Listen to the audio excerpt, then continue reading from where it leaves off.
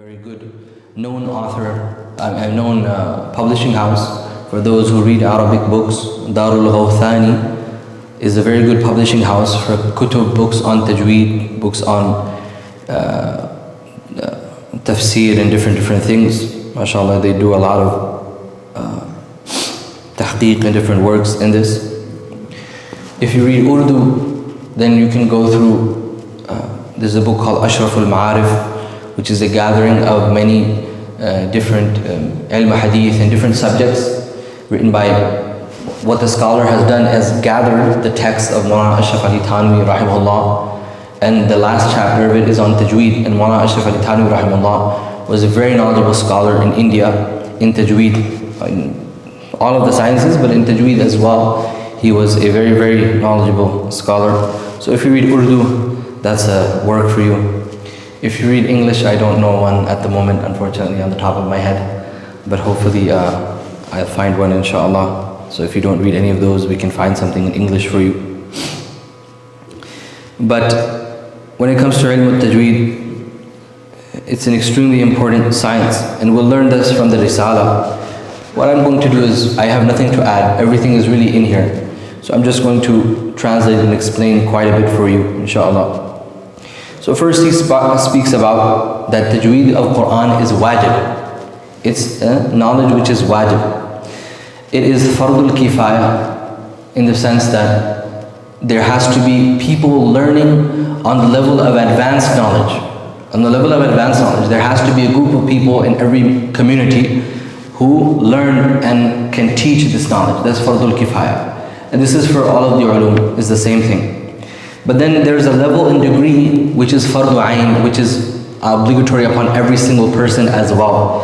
And so the bar for that is lower, but yes, there is an obligation of learning how the makharij work, how to do mad, how to stop, how to do waqf, and these different things. And why is this? Because the Qur'an has reached us in this manner, right?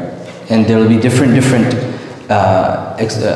dalil, dalail points he'll bring on why Jibreel alayhi salatu wasalam used to teach the Prophet every year Qur'an, and that would be the way that he would then transfer to the Sahaba, right, with Tajweed. And then the Sahaba anhum then would memorize it and learn it that way. The leaders of them, for example, Abdullah bin Mas'ud, Abu Musa al-Ash'ari, right, Ubay radiallahu anhu ajma'in, Ubay ibn Ka'b radiallahu anhu ajma'in. These were like the qurra, the leaders of the scholarship. So much so that the Prophet ﷺ even said about Ibn Mas'ud radiallahu anhu that if you want to read the Qur'an in a manner that is ghadban tariyan, it's moist and this is a good description, if you want to read it in a way where it's sweet to your ears, right? Then read it the way Ibn Maktoum reads it, Ibn Abd, the way Ibn Mas'ud radiallahu anhu reads it.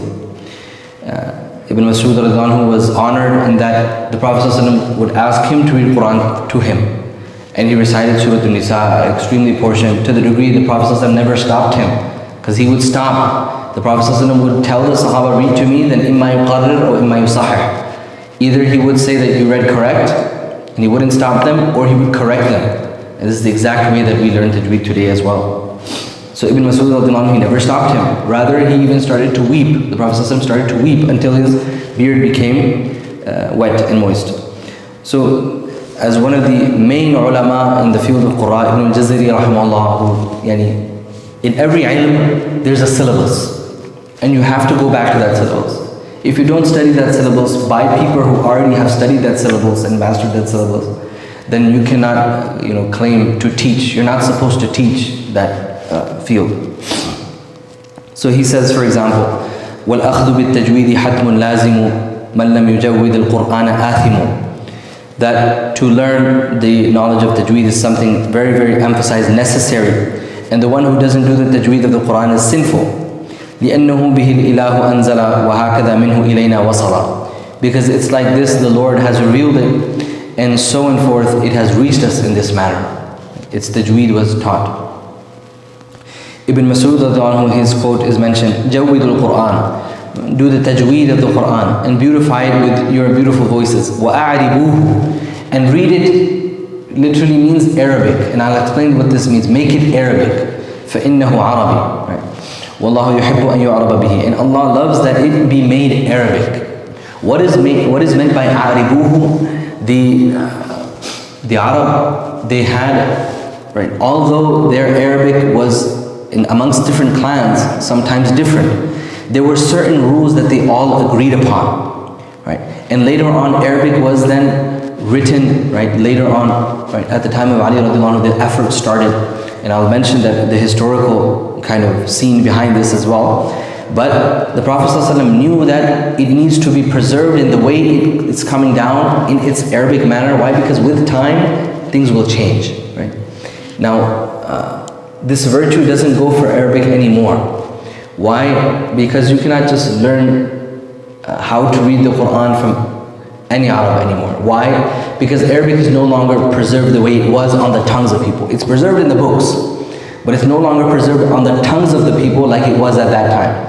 At that time, 150 years before, 150 years after the Prophet ﷺ, Arabic was preserved very strongly, so much so that mothers would find it embarrassing if their child would make mistakes in grammar. Mothers would find it embarrassing. Right? One poet, his father took him to, it's known, Imam Zayd, his father took him to the jungle to get him killed actually, because he reached a certain age and he never said poetry. And Arabic was the fakhr, the honor of a person, right? So he sent him, and then he, said an entire qasida. But this was something they were very, very extremely passionate about, and it was protected, preserved at that time. Then it had to be documented. Ali radiallahu anhu noticed that expansion is happening. Ajam are accepting Islam immensely, and their influence will obviously come. And this is in every single science, by the way. So that influence doesn't come from outside, the science has to be preserved. Ilm al-Hadith, Ilm al-Aqidah. Ilm al-Aqidah had to be preserved when Islam was going into areas where there were many other religions. So they would document it, and they started the harakah for that. So all of the ulum around the same time they started. So Ilm al-Arabiyyah at the time of Ali radiallahu anhu, he commanded that there be documentation now. And he told one of the ulama at the time, Abu al-Aswad al-Duwali, and at the time, Tajweed was not a separate science. It was part of Arabic. Right?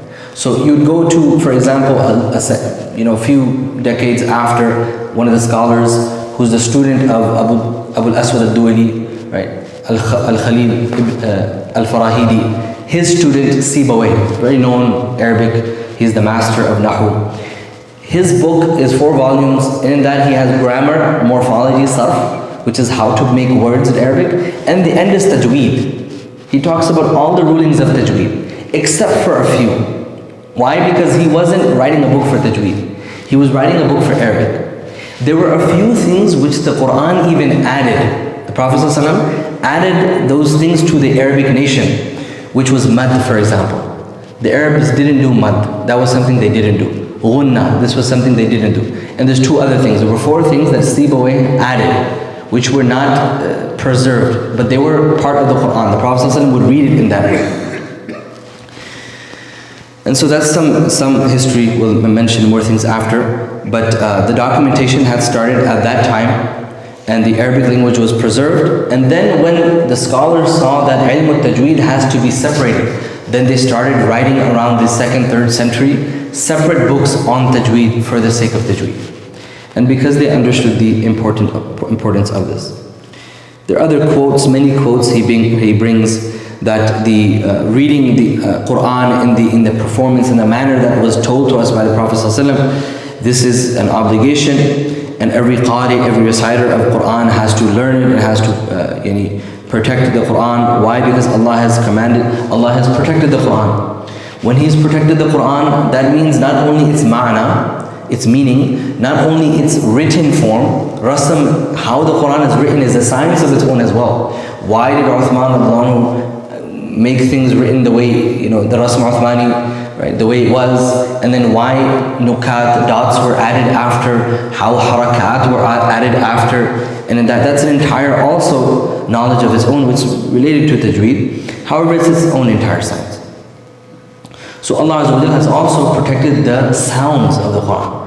And this is one of the greatest signs of the Qur'an and its preservation. You don't study a language and they tell you exactly how it's supposed to sound, that this air should have this much, this letter should have this much air coming out, this letter should not have this much air coming out. Yani there's no language which is this perfected, it's preservation. And that's because Allah Azza wa Jal blessed the Arabic language with sending the Qur'an in its garb, in its garment, in the garment of Arabic. Qur'an Arabiyyan ghayra di awaj, right? The scholar mentions that he has to make the Qur'an Arabic. Arabic doesn't mean, right? If you go to the Arabs of the Iraq, they read qaf, ga now. You go to other languages, my favorite student, Saif, is here, mashallah. I bother him a lot because the Misri people read jim as ga, right? So not now, according to that time, how they preserved it. And then, so the scholars had to write it out, right? In some accents, qaf, they read it as alif as well, right? Some nations, and you may know better of that. So the scholars have agreed on this, that it is fard ayn upon every person, and upon the ulama it's a fard kifaya that they keep this science going. The scholars of the science are known as the qurra. They're the qurra. So a qari is not necessarily a person who just reads at a big mahfal, a big gathering, right? Or reads at a janazah. But the qurra, like the fuqaha, scholars of fiqh, or like the muhaddithun, are a group of scholars. And the scholars of fiqh rely in Qur'an on the scholars of qurra. The scholars of hadith rely on the qurra in the science of Qur'an, qira'at, tajweed, etc. Allah Azza wa Jalla says in the Qur'an, for example, وَرَتَّلْنَاهُ تَرْتِيلًا, that we have, and tartil is to Ali radiallahu anhu, he describes tartil as mura'at al-wuquf wa tajweed al-huruf, that a person is careful with his stopping, which is waqf, and is beautifying the letters, pronouncing the letters right, correct. And the definition of tajweed will come later on as well. I'm trying to summarize as well because it might take too long otherwise.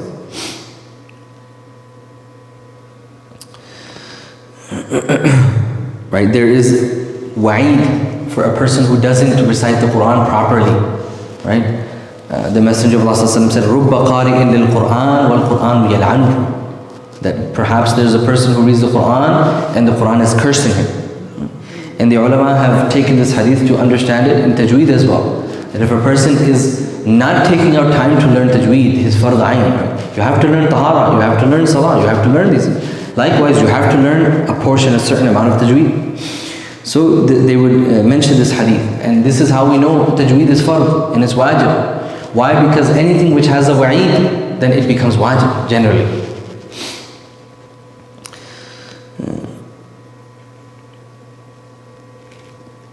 What is the definition of tajweed? إخراج كل حرف من مخرجه وحيزه مع إعطائه صفته اللازمة له من شدة وجهر واستعلاء واستفال ونحوها. What is tajweed? It is to take every letter from the place where it should be pronounced from, which is known as makharij, the place where the sound should emanate from. Then also to give it its quality, its sifa. Why? Because, for example, I say Ar-Rahman Ar-Rahim, or I say Ar-Rahman Ar-Rahim. The ra is coming from the same place, but it sounds completely different. That's the quality, the sifa, right? So one is Khalid, my brother Khalid here. Khalid, Ya Khalid. And one is Ya Khalid, Khalid. It's a complete difference, right? That is the sifa. Whether you read it with a full mouth or with a light mouth, whether there is an echo, and the different ahkam of sifat of tajweed. Ibn Mas'ud radhiyallahu anhu, he mentions over here, was one of the great scholars because he would read the Qur'an and the Prophet ﷺ, he made the Prophet ﷺ cry, as it comes in the Sahihain. One time, one of the ulama of Kufa, the scholars of the Tabi'een, mentions, I heard Ibn Mas'ud led Maghrib Salah, and I heard him recite Qul Huwallahu Ahad, and I wished he would have read the entire Surah Al-Baqarah because of how beautiful his voice was, and because of that tartil, the way he was reciting. And then he mentions that when a person truly does ada, proper performance of tajweed, it has an effect on the heart. And this is true if you read behind the Qur'an, who don't just read in a nice rhythm. Right? A rhythm is a completely different thing. That doesn't have anything to do necessarily with Tajweed. But read with Tajweed, then it will have a difference on your khushu' as well. And this is why the scholars actually mention, when you do dhikr as well, you should read with Tajweed. It has a difference on your ta'ammul, your focus, your devotion, your khushu'. Right?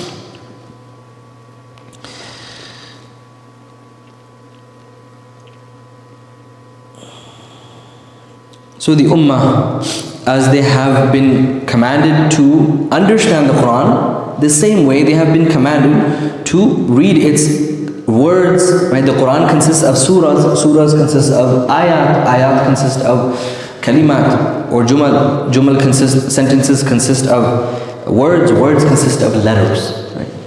So you have to read all of those. Now how do you learn this? One thing we can really learn from Tajweed, which we need to apply to the other sciences as well, is على الصفة المتلقى من الأئمة القراء المتصلة بالحضرة النبوية. That Tajweed is one of the signs you cannot just read the book. And there's a poem that's mentioned maybe later on in here as well, on how if you just try to read the book, you'll go astray, you won't do it properly. You have to be connected with a scholar. And sometimes, I'll give you an example. So many times I've read to different qaris and scholars of Tajweed, and when I ask them why, they say this is just how we've received it from our teachers. You can't ask why. The sound exactly just has to be like this. And the reality is we need to apply this to the other ulum as well. Ulum al-hadith, ulum al-fiqh. Unfortunately, because of access to books and online, it's good, you can study, you can read, no one's saying don't read. But you need to go through a teacher. That's the only way. Talaqqi, the concept of having your connection back to the Prophet ﷺ. Ulama who have their connection back to the authors of those books, who have their connection to the Messenger of Allah ﷺ. There's a narration mentioned here that one of the scholars, tabi'un of Kufa, was reading to Ibn Mas'ud radiallahu anhu. And he read the ayah, إِنَّمَا الصَّدَقَاتُ لِلْفُقَرَاءِ وَالْمَسَاكِينَ. Now lil-fuqara, he didn't do mad. He didn't stretch. Ibn Mas'ud says stop. He didn't tell him do mad, because there's no concept of mad right now. What did he say though? He said, this is not how the Prophet ﷺ read it to me. And he read it to me like, he told me to read it like this, إِنَّمَا الصَّدَقَاتُ لِلْفُقَرَاءِ وَالْمَسَاكِينَ فَمَدَّ. So he stretched it. فَمَدَّ الْفُقَرَاء.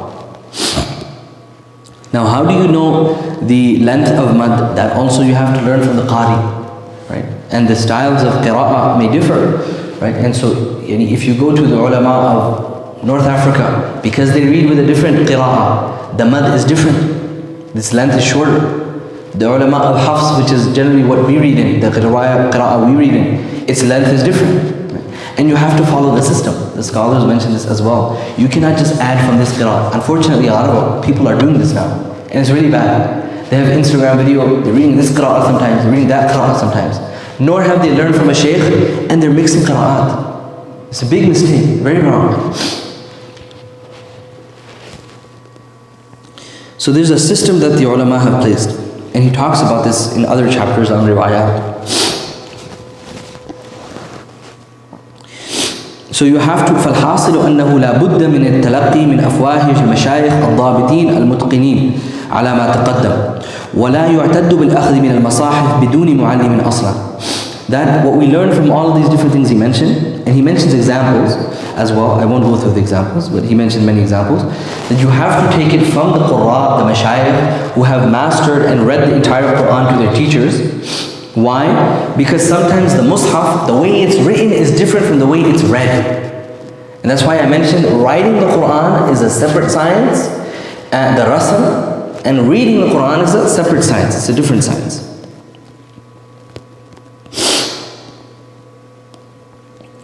He mentions the example of the Prophet ﷺ, and he mentions a very good point here. He says that Jibreel alayhi salatu wasalam, as the Prophet ﷺ said, Aisha radiallahu anha, Aisha, Bukhari and Masruq and Aisha and Fatima. Fatima radiallahu anha said, and it's narrated by Aisha radiallahu anha, that the Prophet ﷺ once taught her something, and he said, that Jibreel ﷺ would come to me every year and teach me the Qur'an, the entire Qur'an. And this year, he taught me the Qur'an, and we know that was the year of his departing, his passing. He taught me the Qur'an twice, in the entire Qur'an. And I don't, he said, the Prophet ﷺ said, وَلَا أَرَاهُ إِلَّا حَضَرَ أَجَلِي. I don't understand from this except that my time to leave has come. So what does the Qari, the scholar of this booklet say? That if what we learn from here is that if the teacher of Rasulullah ﷺ, right, we know the teacher of Rasulullah ﷺ, allamahu shadidul quwa, is Jibreel alayhi salatu wasalam. If he used to come and teach him the entire Quran every year, then how necessary is it that students go to their teachers and learn the Quran and read the Quran all the time? We're even more in need of this. And so this became a sunnah then. This became a sunnah that the teacher teaches the student, and the student listens and then reads to the teacher, and this is still how we do it today. The virtue of the one who reads the Quran, right? And he, again, he has to be not only a person who reads the Quran with amal, but also a person who reads the Quran with tajweed and the proper tilawah.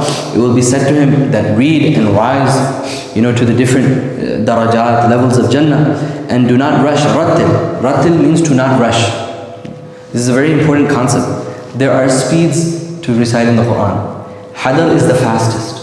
You're not supposed to read faster than that. Why? Because you will necessarily make mistakes in tajweed. It's impossible. And also because this is the speeds that we have. There's 3 different speeds. Hadal, which is the fastest. Tajweed, a little bit slower. And tajweed, generally, when the qurra really want to show the huruf and show the ada, how you're supposed to pronounce, how do you make your lips, right? And that also reminds me of a point. When tajweed started at the time of Ali radiallahu anhu, Abu al-Aswad al-Duwali would read the Quran, and then he told his student, that's when harakat started, that when I make my mouth like this, put a dot over it. When I make my mouth like normal, put a fatha, right, which is a line on the other side. And when I make my mouth like this, which is supposed to be kasra, then put the line or the dot underneath. Right? So you watch the lips of the qari, you watch the lips of the teacher. And this is extremely important. The tajweed, right, all of these things, sifat, the tajweed, the surahs, the tartib of the surah, the tartib of the ayat, the order, the qira'at, all of these things, these are mutawatir, which means that you have to believe in them, you have to read in them, you have to follow them. Right? This is not something there's no doubt in. Tawatur is a long concept, but more or less, it's not something any Muslim can doubt in. And it's tawqifi, which means the way we received it, we have to do it like that. You cannot change it. You cannot change it. Because again he mentions that Jibreel ﷺ taught all of these ahkam to the Prophet ﷺ, and then he taught it to the rest of the Sahaba, and like that the sanad, the chain of tajweed, it continued. And then he says that it's really sad, from not just the normal people, but when ulama don't consider or don't continue learning from their seniors in qira'ah. For the ulama and for the layman, normal person. Why? Because sometimes they don't want to sit in front of another person because they think they're senior. Whether I'm a normal person or whether I'm a scholar, right? Because of takabbur, right? This is a very bad thing. And so, we have to do this, right? We have to go and we have to go to the scholars, the people of Tajweed, and we have to learn from them.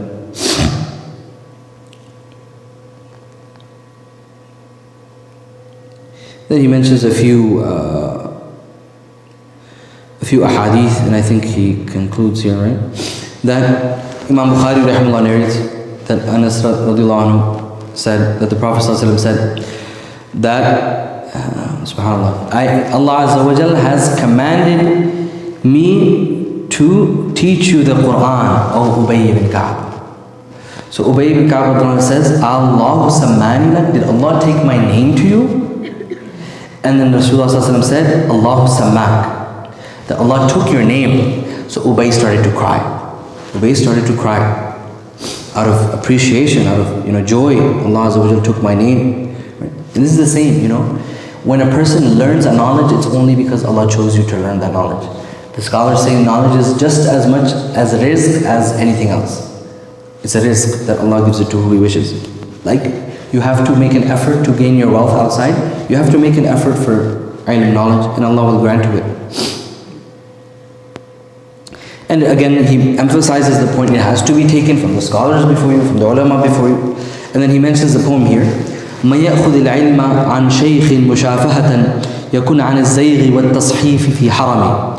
The one who takes knowledge from a shaykh, mouth to mouth, orally, the oral tradition, he will be protected from falling astray or from creating something he shouldn't be.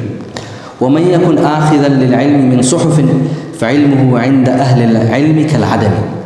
And the one who takes knowledge from just the books and the papers, without going to the people of knowledge, then according to the people of knowledge, his knowledge is absent. He doesn't have anything. And believe it or not, in the past, you know what they would say to a person if they spoke out and they didn't have a link to the mashayikh? They would say it very upfront. Uskut la shaykha lak. Be quiet, you don't have a teacher. You don't have a teacher. And this should teach us as well, everyone, myself, everyone, that, be cautious when you speak in deen. Be very cautious.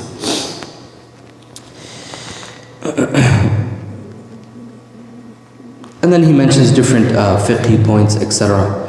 and different things in which we need to follow the ilm of tajweed, and we'll inshallah suffice with this. But we should try to, I know, mashallah, our brothers showed a lot of interest and made me extremely happy. And for that reason, I want to try to put a halaqah, inshallah, for our adults. Anyone who wants to join, right, every Thursday, inshallah, most likely after Maghrib. I want to take your numbers, inshallah. We can most likely then put a time together, whether it's sometime before Isha, at the time of Maghrib, and we can take that time to then have a halaqah, study a beginner's book in Tajweed. And then the most important thing in Tajweed, again, it's not the book, right? Because the ahkam, the rulings become like muscle memory if you practice them. It's practice. Practice more than anything. You have to keep practicing. You have to challenge the way that you recite certain things. And then the teachers and the ulama have different methods of trying to help the student master their tajweed. So inshallah, I ask Allah Azza wa Jalla to give us tawfiq to inshallah do this. And I hope we all make an intention, inshallah, to try our best to be a part of this halaqah, inshallah. May Allah Azza wa Jalla grant us understanding of this and the ability to practice. Wa akhir da'wana alhamdulillahi rabbil alameen. Subhanallah wa bihamdihi, subhanakallah wa bihamdik. Ashhadu an la ilaha illa anta, nastaghfiruka wa natubu ilayk. Jazakumullah.